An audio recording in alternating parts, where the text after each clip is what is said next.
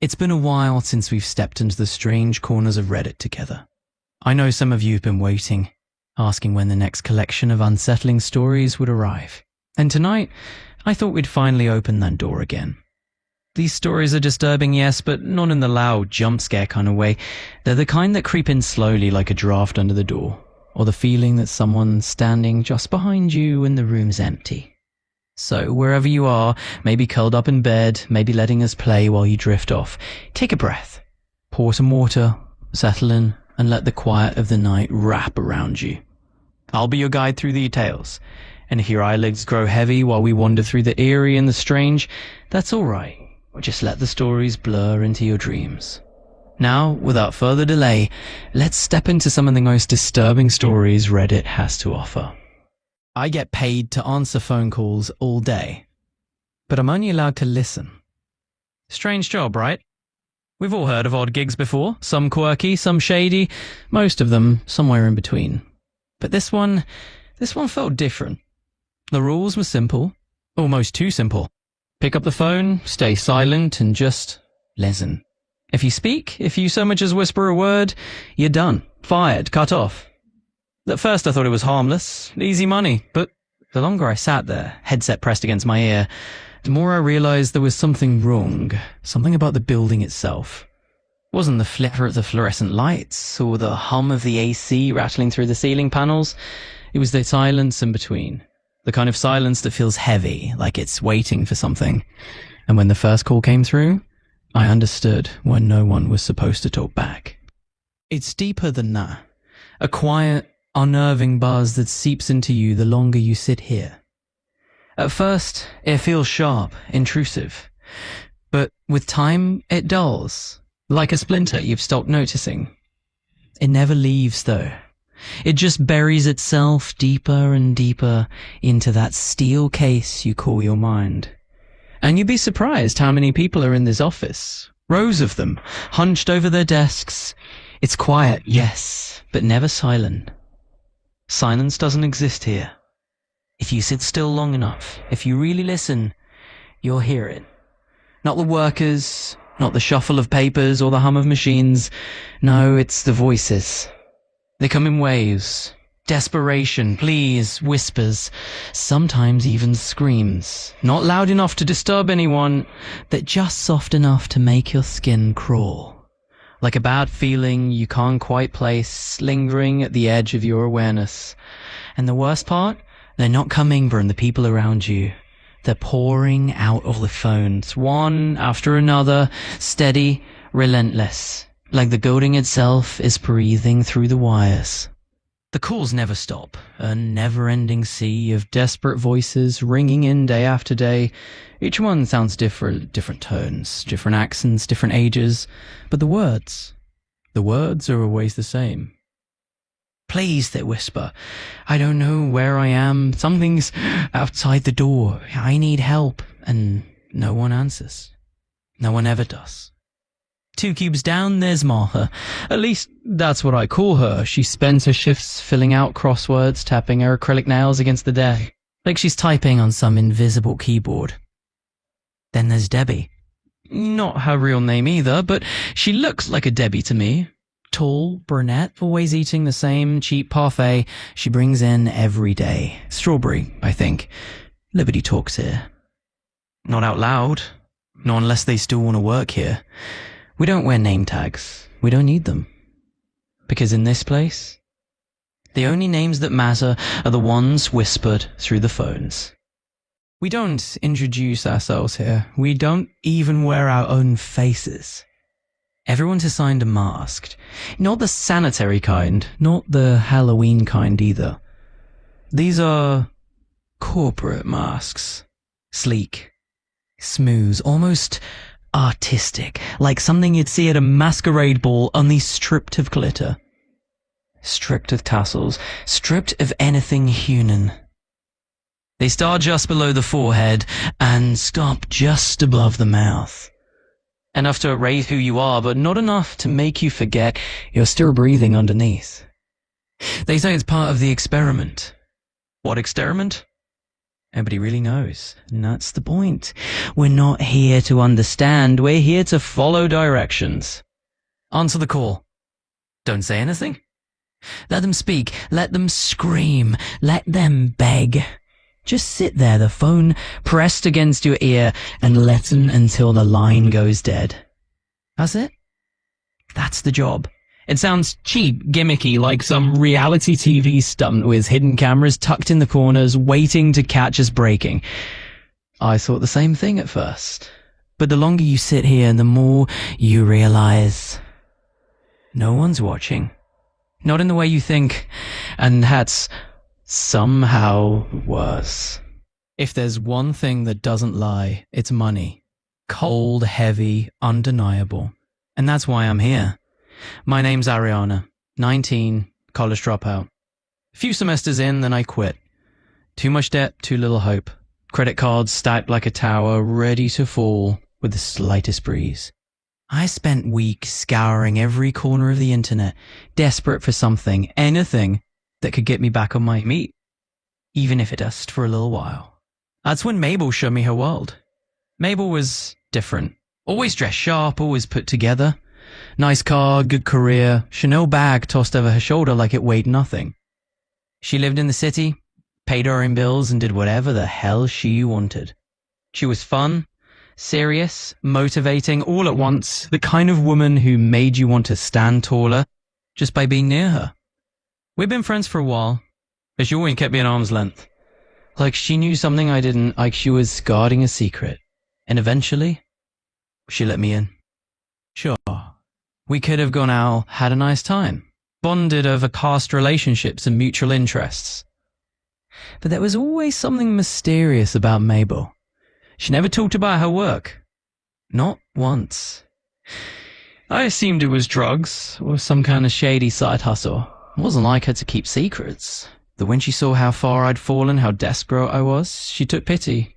She handed me a business card, and then just as quickly, she told me she never gave me that card.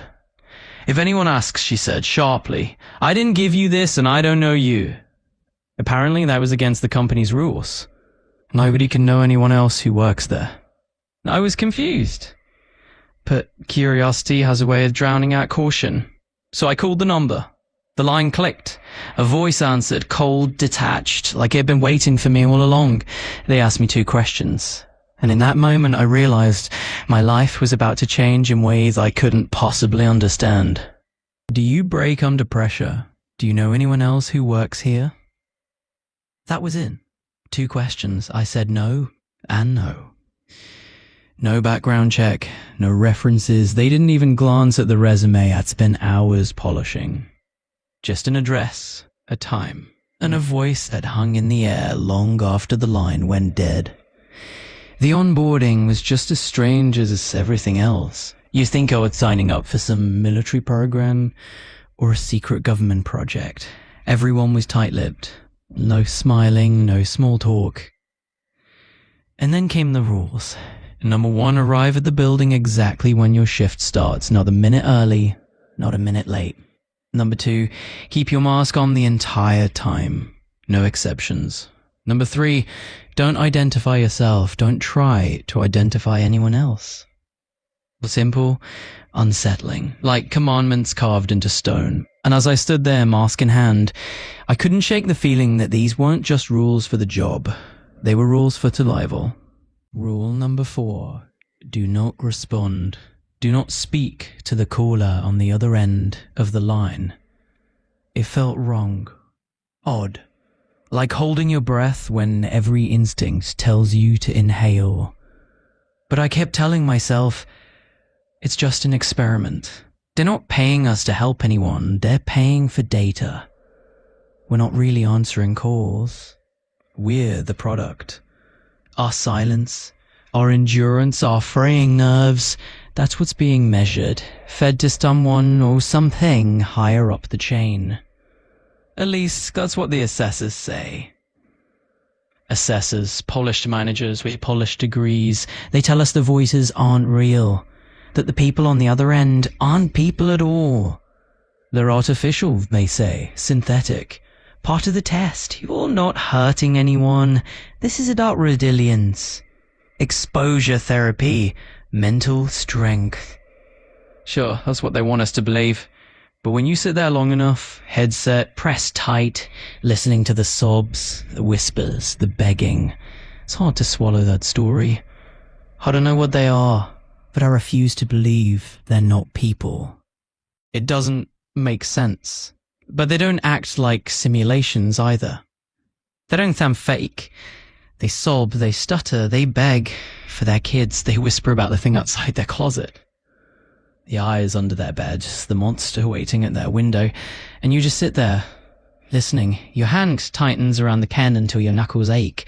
You wait for the call to drop, or for the screaming to stop, or for that awful, sudden silence, like something just reached through the line and pulled them out of existence. Then you breathe. You clear your throat, and the phone rings again. So you pick up. I've been here 8 months now. Not long, but long enough to know the rhythm. This job isn't about smarts. It isn't about motivation. It's about routine, muscle memory. Because listening to terror all day, it eats at you. Slowly, quietly, like rust spreading across steel. And if you don't build your own rhythm, your own way of surviving it, the silence will break you. I've seen it happen. New Macs come in, wide-eyed, curious, almost excited. By month 2, they're breaking rules, or they're gone. My own routine is simple. Predictable, that's the only way to survive here. I arrive at 6:45 a.m. sharp. Same elevator, same grey carpet, same cubicle by the fire exit. I don't speak to anyone. It's safer that way. Chatter is dangerous. For me, than for whoever's already on the line. At exactly 7 a.m., my phone activates. There's no ring. Never a ring. Just the light. Blue means wait. Red means answer. And when it's red, you answer. You don't greet them. You don't ask questions. You just listen. And what you hear, they're always running, always hiding, always being chased by something they can't quite describe. A little boy once whispered, "Say something." His voice trembling as he scratched his door. But I didn't. I couldn't. I just sat there, headset pressed tight, listening to the sound of his fingernails dragging across the wood. Until the line went dead. And Mom won't wake up. A woman, panicked, whispering that she's in the stairwell. Something's coming up behind her, fast. And the police won't answer her calls anymore. A man with a crushed voice, locked in a closet. He mutters that he hears footsteps, pacing back and forth just outside, stopping every time he breathes. Different voices, same panic. Some say they're in a hallway, some in a small bedroom, some hiding under a sink, and sometimes they describe this building, the call center. They'll mention the glass double doors, the grey carpet, the smell of burnt coffee drifting from the break room. And sometimes they describe us. "You have a mask," they'll say. "Black gloves. I know you. You can help me." Then they scream. And we're not supposed to react. Not even a twitch. Just sit there, still as stone, headset pressed tight, while the line fills with terror. And when it comes to silence, you wait for the light to turn red again. I've gotten pretty good at it. Neutral face, steady hands. A woman once asked me to sing to her while something chewed its way through her front door. I didn't, but I wanted to. And that's the part no one tells you. How it sticks to you after the call ends, especially then.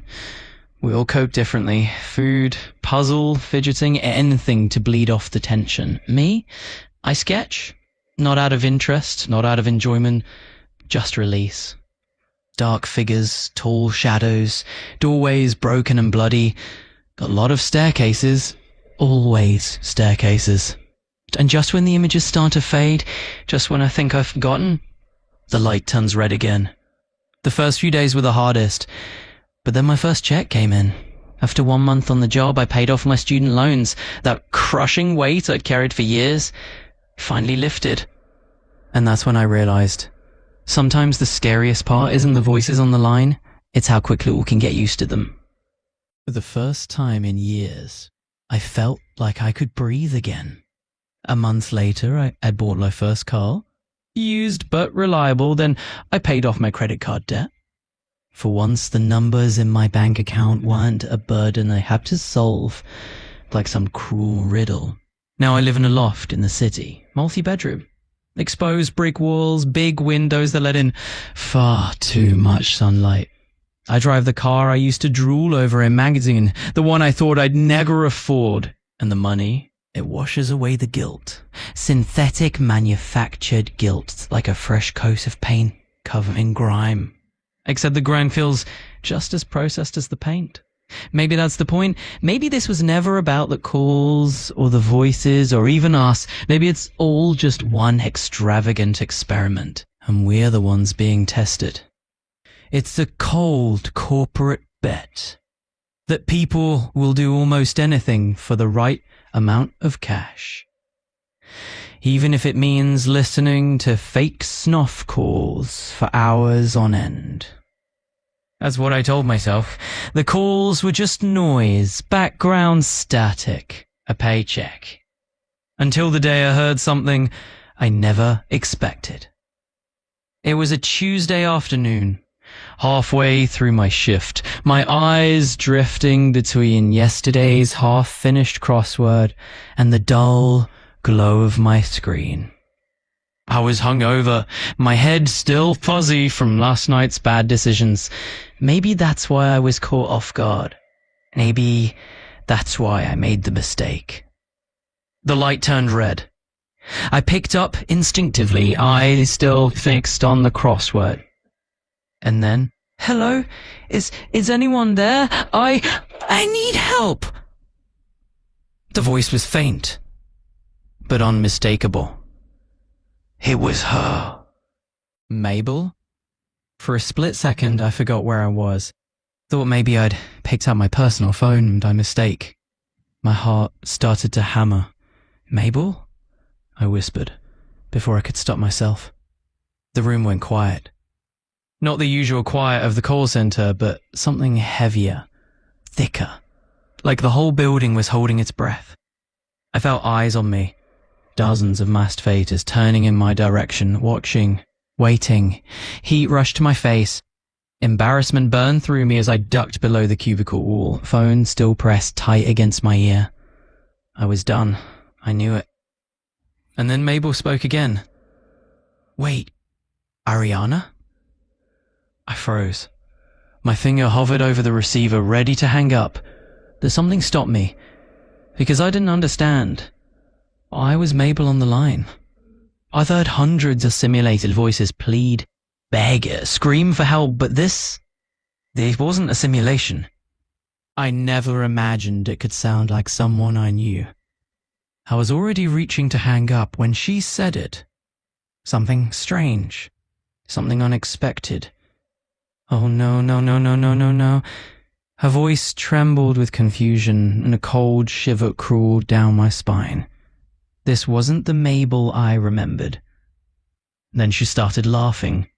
Not the light, friendly laugh I knew, a manic, broken laugh. And it didn't stop. I slammed the phone down.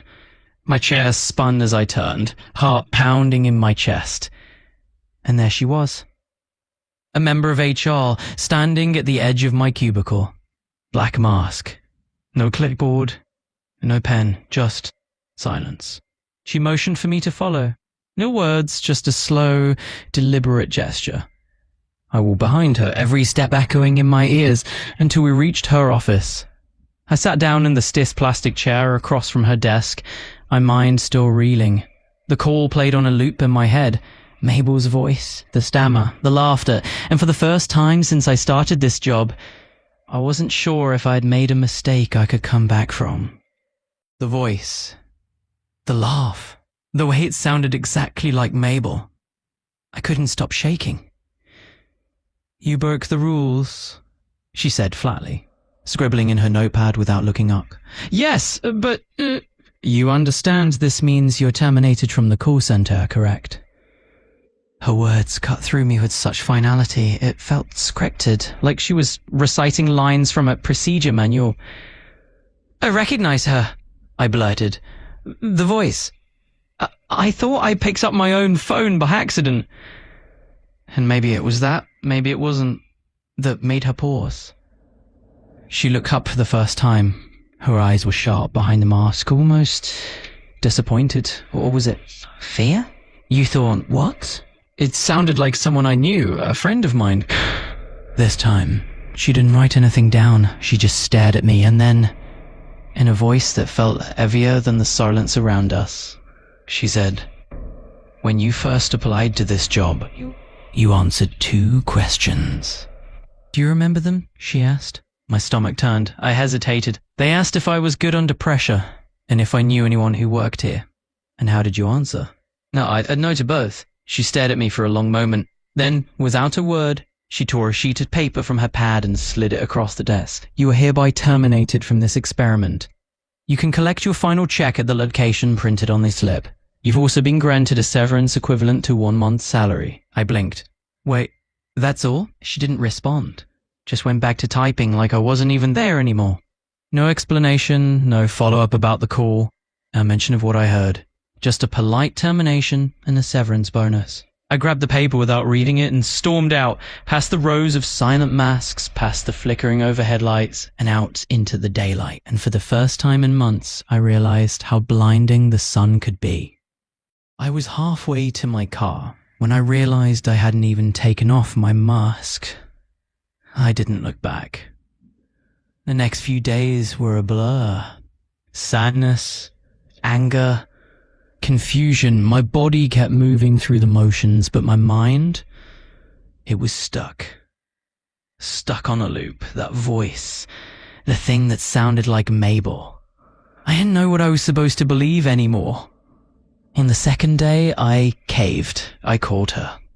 Straight to voicemail. That was strange. We were supposed to hang out next weekend, grab drinks, vent about the call center. Mabel never ghosted me. Not when she was sick. Not when she was pissed. Not ever. Something was off. By the third day, I couldn't take it anymore. I needed to get out of the house, clear my head. The address they gave me for the sever in the package wasn't far. So I drove.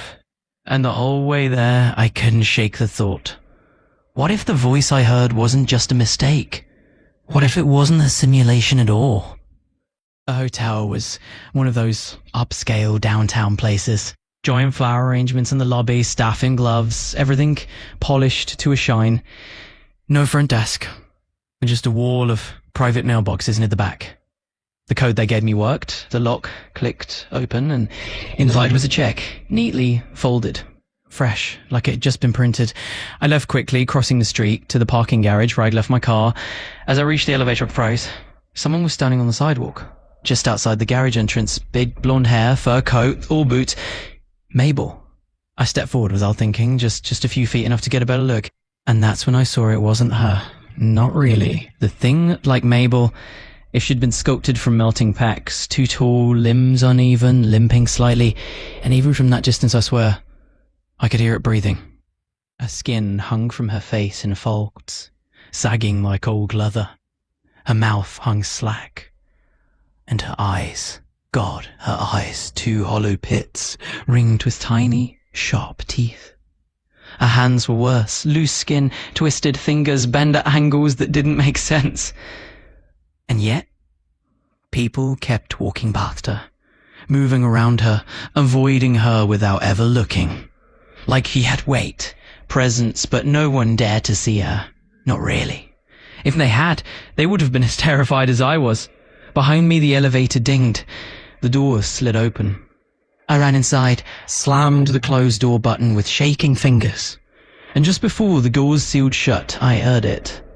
Footsteps on the concrete. Slow, deliberate, getting closer, too close. I didn't look. I couldn't, because I knew if I saw her again, I might not come back home. The elevator dropped me off a few floors up. I got in my car and drove fast. Too fast. Every red light felt like a trap. Every time I glanced out the window, I expected to see her there, moving along the sidewalk in that slow, rhythmic way, like a snail wearing human skin. I called a few friends on the way home just to hear voices. I didn't tell them what I saw. Didn't want to sound insane, but I felt insane. All those desperate calls I'd been ignoring, month after month of people screaming, crying, begging, and now it's like the floodgates have opened. Everything pouring in at once. Maybe I was having a breakdown. That's what I kept telling myself. Listening to pain and anguish every day, it will do that to you. I just needed rest, some air, maybe a little trip. I have money now. But money doesn't buy silence. Not in your head. Not when the voices have already found a way in. Enough to disappear for a few days. Clear my head, and if I still didn't feel right afterward, I'd find a therapist. God knows I probably needed one anyway. I took a detour from my apartment elevator, strolled through the lobby. I wanted snacks from the shop beside the front desk. A bottle or two, something strong to drown out the sadness of being terminated from the call center. I was crossing the front desk when I caught it. Movement in the corner of my eye. I turned. And there she was again, Mabel, walking toward me from the lobby entrance. The sight gave me chills, but the feeling passed quickly. I felt steadier after the drive, more level-headed. I wasn't afraid. I was annoyed. This wasn't real. Couldn't be. It had to be some elaborate prank or a figment of my imagination. But as she drew closer, step by step, I realized sometimes the things you dismiss as tricks of the mind are the ones that stay you the longest. Either way, it couldn't hurt me. That's what I told myself. I just needed to prove it. Quick jagged breaths. I looked around. Everyone else was walking past. Oblivious. I held my hands out, desperate. Really? Nobody else is seeing this? I took a breath. Another. Then I started towards it. Hey, sir, why are you following me? The thing didn't answer, just lurched forward. Sudden sharp intake of breath. I stopped a few feet away. That's when the smell hit me. Sour, rotten. Hushed, unnerved, I circled to the side, staring at the bloated figure writhing under its cheap Maple disguise. Did you hear me? This isn't funny, creep. I'm gonna get security. Shriek.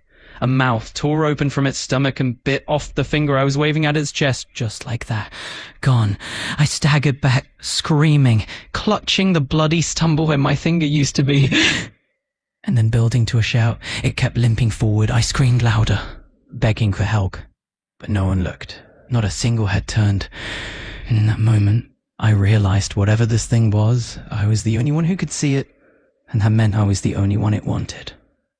I bolted for the stairs, blood dripping behind me. Halfway up, I heard the stairwell door slam open.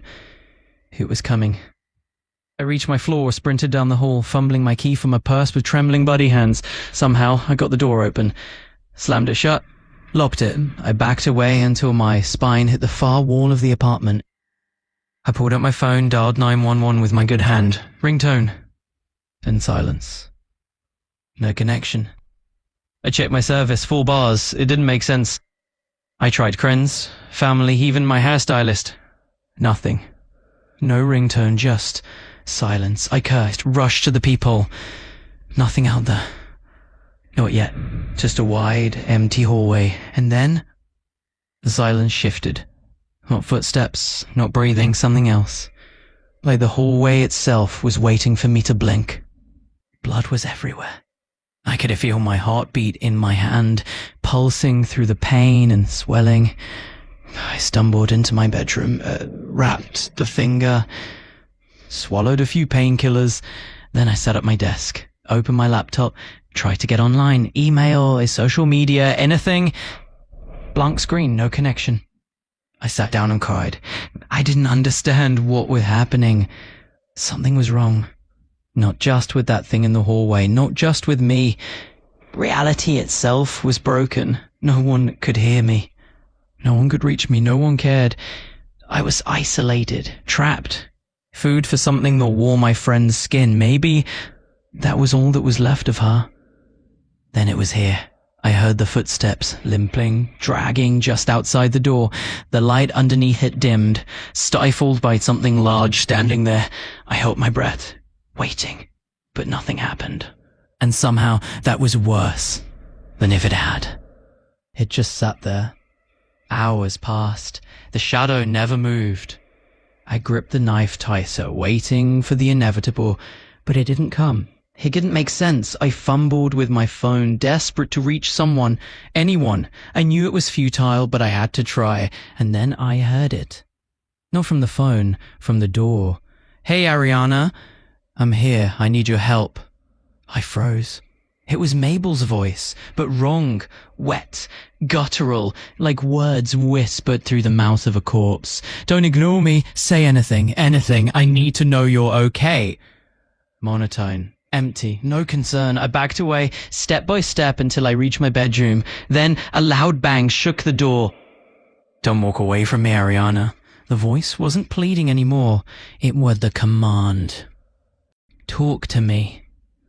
The voice was deeper now. Less Mabel, more something else. I pushed my door closed with a soft click. Covered my ears as the barrage began. Bangs. Everywhere, my door, the ceiling above, the windows facing the city below. It went on for an hour. Maybe more. When it finally stopped, I was too tired to move, too weak. Blood loss, exhaustion. I barricaded the door, clutched my phone, and collapsed into the empty bed. I must have slept an hour. Maybe 2. Something woke me. I shut all right. I locked on the bedroom door. The shadow was there. Not outside anymore, not in the hallway. Inside. It stood at the bottom of the door the same way I had once stood outside, but now it was here. And in that moment I understood. There was no running, no hiding. Whatever this thing was, it was going to get me. Slowly but surely, it had no issue entering my apartment. And I knew it would have no problem breaking into my room. Maybe it was toying with me. Maybe it enjoyed the chase. Panic washed over me. "Leave me alone!" I screamed. A soft laugh answered from just outside the door. I grabbed my phone, started calling everyone in my contact list. Again, friends, family, anyone. Silence every time. Like the world outside my building had vanished. But then I realized, silence didn't mean the calls were failing. They were going through, every single one. No ringing, no static, just quiet. Because someone was always there, always listening. A call center. Every call I made was routed straight back to the center. And I only figured it out because of a sound. Tiny, almost imperceptible. The sound of someone breathing on the other end. "Want you to this if you weren't desperate enough to listen for it." A spoon, hand scraping the bottom of a plastic parfait cup. "Debbie, from work," I whispered into the phone. No response, of course not. Debbie wasn't her name, just the one I gave her. None of us knew each other's names. That's how they designed it. Masks, code numbers, shifts that barely overlapped. "Hey, I know you." Or, well, not know you, but we work together, please. Just say something. I think you can help me. Still nothing. And that's when it hit me. They wouldn't answer, not ever. They couldn't. We don't speak, not to them. It didn't matter what I said, how much I begged, how much I cried. Glima, I ignored hundreds of calls just like this. That's when I broke, the laughter out of me, loud, cracked, hysterical, the kind of laugh that doesn't stop because if it does, you'll start screaming instead. A hush falls over the room, the tension curling like smoke as the story unfurls.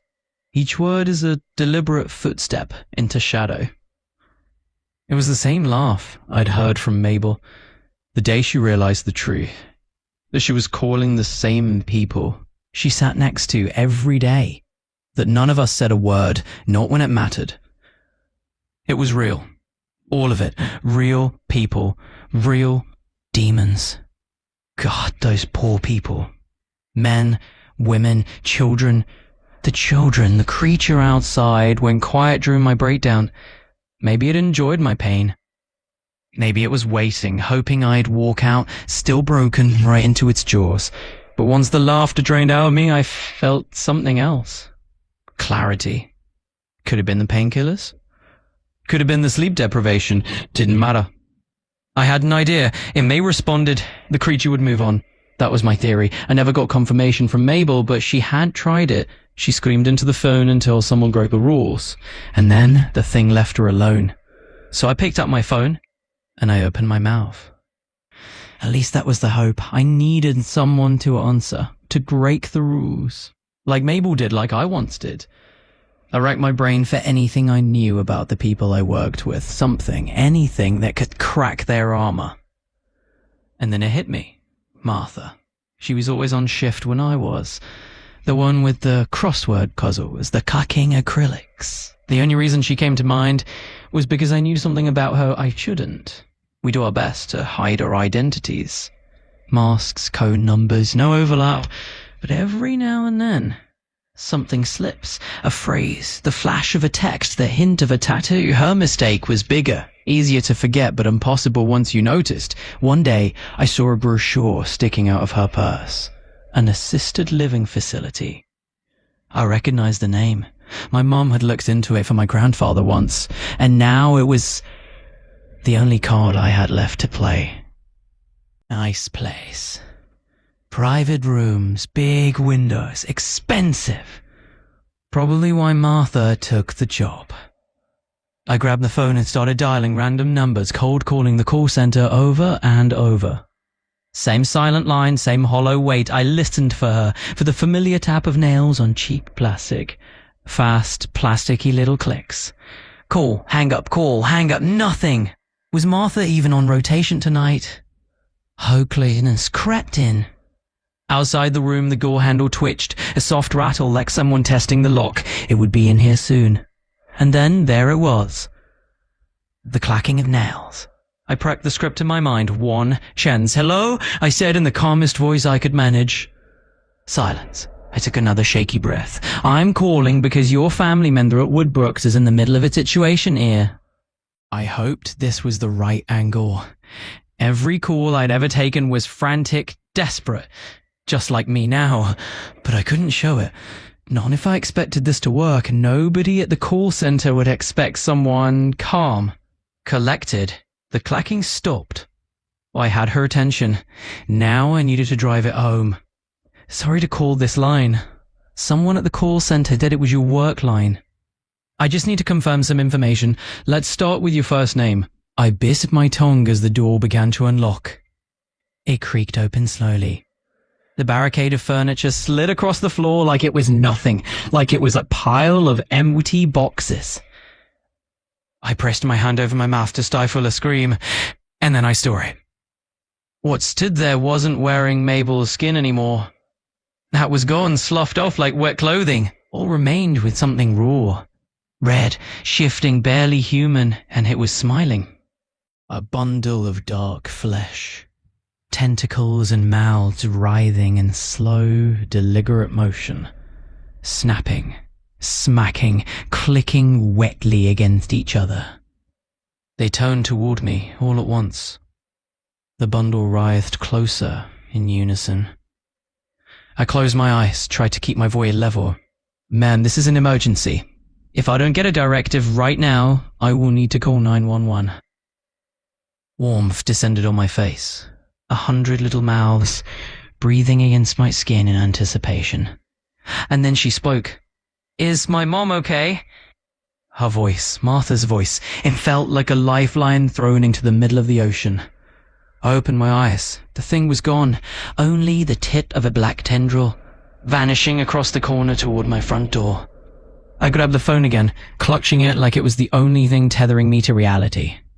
Listen, I said, my voice shaking. This isn't Woodbrook. He used to work with you. Something's coming for you. The call center, it didn't intercept your calls. You need to get someone to respond. And then the line went dead. I stood there useless. I didn't even know her name, didn't know what she looked like, and yet I may have just sentenced her to a fate worse than what happened to me, or to Mabel. I felt sick. I didn't leave my apartment for weeks. I needed time to process. I'm in a better headspace now. You can thank a lot of expensive therapy for that. I got into this job for the money. I didn't care about the calls. I told myself they were fake, but that was a lie. The truth is, I was desperate, and if I'd known what was really going on, honestly, I probably still would have taken it. That's what scares me. But now I have a new purpose. A better one. I'm going to end the call center. Whatever it takes. I don't know how yet, but I'm working on it. I owe it to Mabel. I owe it to Martha. I don't care if I go broke, if you lose everything. There are more important things than money in this life. In this place, the call center, it's going to learn that the hard way. Until then, consider this your warning. Don't accept a job from the call center that ignores desperate people. Real people, scared people being hunted by something they can't even name. I made it out. Barely. Most won't be so lucky. Most will be hiding in their homes, crying, pleading, begging a bunch of corporate masks to save them from something truly evil. But if you already work in a place like the call center, it isn't too late. If you can help, help. Don't sit idly by and listen to injustice. Don't let the corporations tell you it's all synthetic garbage, because it isn't. It's real. And if you don't believe me, just wait until the phone rings. Use your own judgment. Be kind. Be curious. You may just save someone's life. We stopped for gas in the Adirondack Mountains. What we saw there was horrifying. Written by Mindless Father 3827. The Adirondack Northway, Interstate 87, runs from Albany all the way to the Canadian border in Champlain. But once you pass Lake George, once you leave Warren County behind, the road changes. It narrows.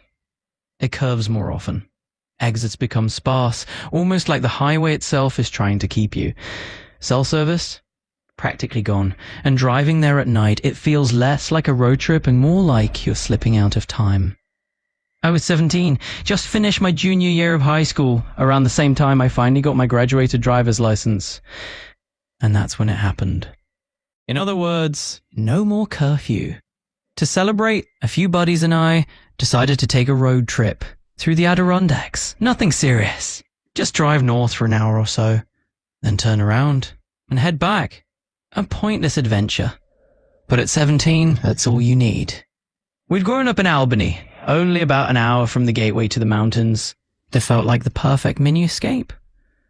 There were 4 of us, me, a rising senior, Cody, another senior, Tom, a rising junior, and Sammy, the youngest, a freshman we'd befriended just a few weeks earlier at our high school's orientation. Sammy was quiet, still figuring out where he fit in. Tom, on the other hand, was impulsive, the kind of kid who'd jump into a river before checking how deep it was. We left later than expected, around 6:30 p.m. The sun was already starting its slow descent. We drove for a while, windows down, taking in the views, the mountains rising around us, the air cooler, sharper, and then the light began to fade. Driving these roads during the day is safe enough, as long as you don't speed on the curves, but at night, the Adirondacks feel different, like the forest is leaning in closer, like the road is narrowing with every mile, and we hadn't even stopped for gas yet. At night, the Northway is a completely different world. No street lights. Just the reach of your high beams and the occasional glow of another car passing in the opposite lane. It feels eerie, surreal, like the road is suspended in darkness and you're the only ones left driving through it. We were laughing, trading dark jokes, talking about girls we liked, complaining about AP classes. Typical teenage noise.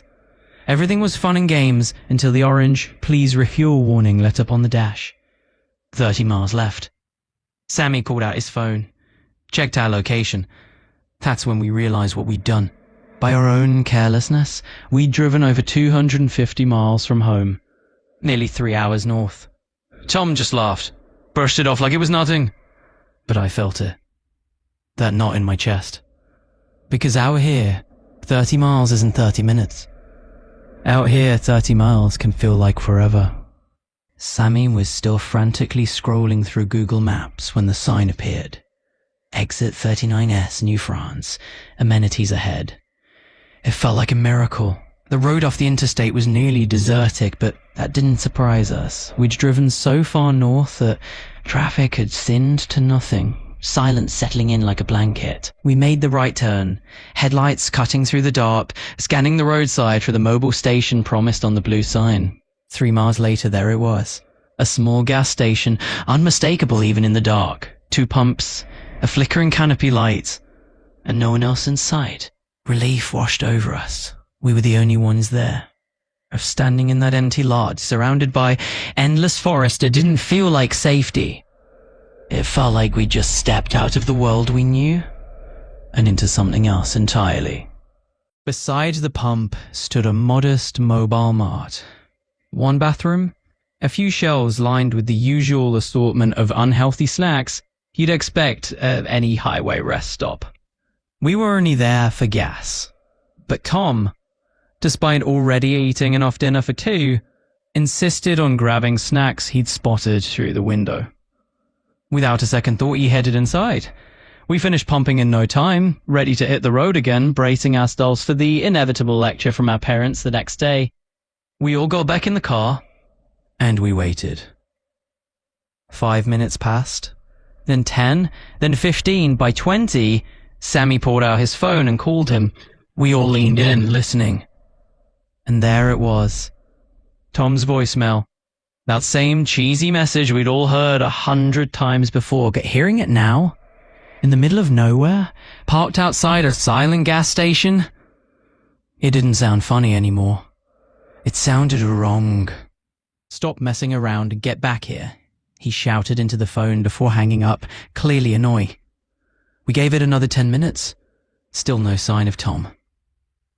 Finally, I decided to go in and drag him out myself. The inside of the store was ordinary. Fluorescent lights humming overhead, shelves lined with snacks and travel essentials, a faint smell of coffee that had been sitting too long. But what unsettled me wasn't what was there. It was what wasn't. No cashier, no music, no background noise. Even at night, there's always someone behind the counter watching a TV, scrolling through their phone. But here, place was silent. Empty. Unmanned. I barely had time to process it when the lights cut out. Not just in the store. Outside too. Everything gone. The humming fluorescents, the canopy lights over the pumps, the glow from the car headlights, all of it. And in an instant, the boys and I were swallowed whole by the dark. My heart was pounding as I called Tom's name over and over again. No response. I stumbled back to the car only to find my friends hyperventilating, begging me to leave. They swore that right after I'd stepped inside the store, a shadowy figure had followed me in, and then the power went out. I opened my mouth, ready to argue, ready to insist that we couldn't just abandon Tom here. That's when we heard it. A growl, low, deep, audible coming from behind the store. Without thinking, I floored the accelerator. Tires screeched, the car lurched forward, and we tore down the road toward where I thought the interstate ramp should have been. 15 minutes later, nothing. No ramp, no signs, just the same endless stretch of blacktop cutting through the trees. Finally, I pulled over onto the shoulder, hands shaking on the wheel. I needed to know where we were. I needed to know if we were even still on the map. With 1 bar of service left, I tried to figure out where we were. Almost nothing came up. No references to any place called New France this far north. We brushed it off. Remote towns don't always leave much of a footprint online. But then I pulled up a travel guide for I-87, scrolled straight to the exit list, and my stomach dropped. There was no exit 39S. There was a 39N, even a 39E, but no 39S. No mention of New France anywhere. That's when the air shifted. Colder, the mountains around us stood too still, and the trees, they seemed to be leaning, curving ever so slightly toward the road. Before I could react, I saw him. A figure walking along the shoulder. Still a fair distance away, but close enough to make out details. His clothes were torn. His gait unnatural, like each step was being remembered instead of taken. And though his head was bowed, I could feel it. He was looking straight at us. I raised my phone, zoomed in, and that's when the horror set in. The figure wasn't just wearing Tom's clothes, it was wearing Tom's face. Not just resembling him, not just similar, no, wearing it. But it wasn't Tom. The gait was wrong. Stiff, coppet-like, too tall, limbs moving just a little too mechanically, like someone mimicking a human walk without ever having seen one in real life. And then it smiled. Not a friendly smile. This was something else entirely. A twisted, sinister grin, exaggerated, wrong, almost theatrical, like a cartoon villain brought to life. But this wasn't a cartoon. This was real. Something pulled straight from the uncanny valley. A being that looked almost human, but not quite. Close enough to fool your brain at first glance, and wrong enough to make your skin crawl the moment you really saw it. And now, it was walking toward us. Then I heard it. A scream, deafening, inhuman, guttural, that rips through the air as the thing sprinted toward the car. I slammed my foot on the gas. Tires screeched, the car lurched forward, and we plowed straight through the Tom facade. There was a sickening thump. When I didn't dare look back, inside the car, everyone was crying. We just wanted Tom back. We just wanted to be home, safe in our own beds, pretending none of this had ever happened. I kept driving, white-knuckled, trying to focus, trying not to fall apart, and then ice water. The realization hit me. When I'd filled the tank earlier, I had 340 miles of range. I was sure of it. Now? And we'd only been driving for 30 minutes. That wasn't all. I remembered leaving the gas station at 10:30. I was certain of it. But the clock on my dashboard, it still read 10:30. The hands hadn't moved. Time itself wasn't moving, and we were trapped inside it. Yeah, I was more desperate than ever to escape. But it wasn't just about the town anymore. It was the mountains themselves. It didn't feel like we were lost. It felt like we'd crossed a threshold, stepped over some invisible border, and entered someone else's dominion. And whatever ruled here, it didn't care who we were. It only cared that we'd entered, and now it wasn't letting us go. I stopped driving. The gas gauge was sinking closer and closer to empty. That's when we heard it. Footsteps. We turned, and there was Tom. On something wearing the idea of Tom. He was tall now. Too tall. Limbs stretched just a little too far. Shoulders crooked like they'd been burling and never that right. His skin looked almost like skin, but waxy. Pulled tight, as though his body had forgotten how to hold itself together. And his face? God, it wasn't Tom's face. A mask that almost fit. Almost. The smile was too wide. The eyes glassy, unfocused. It was like staring at a mannequin's approximation of someone we had once loved. He took a step forward, and then he spoke. I asked it to let you go, he said, and it said yes, but I have to stay. His voice shook, not from fear, but from something deeper.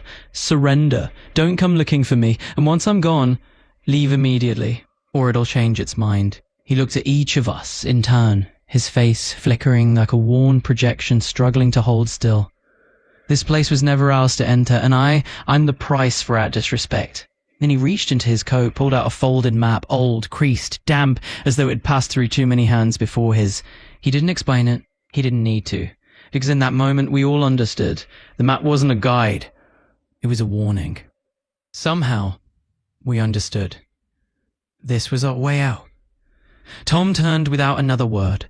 His movements slow, mechanical, as if his body no longer remembered how to walk the way it once had. He trotted into the woods, swallowed by the trees, and we never saw him again. Under the dome light of the car, we unfolded the map. The paper was old, creased, damp, the roads none of us had ever heard of.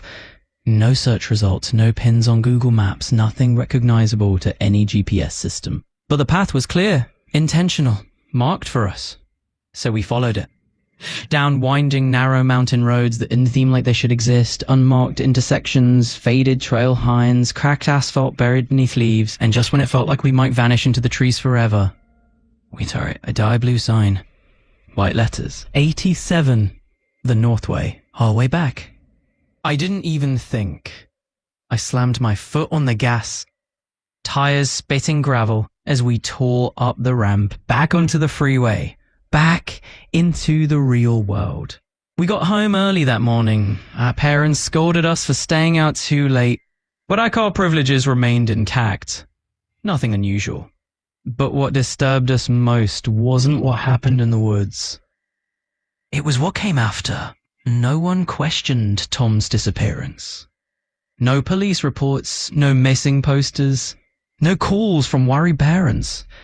In fact, nobody seemed to remember Tom at all. Not classmates, not teachers, not even his own parents. When we mentioned his name, they just blinked, confused, polite, distant, like we'd brought up a stranger. It was as if Tom had been erased, not just from the world, but from memory itself. It was like the price he paid wasn't just his life, but the right to have ever been. Even the photos on our phones had changed. Group shots where his face once was now showed empty space. A jacket sleeve with no body attached. Text threads with his name, gone. Playlists he made, disappeared. Only we remembered. And even now I can feel those memories leaking away. Not all at once, but slowly, quietly.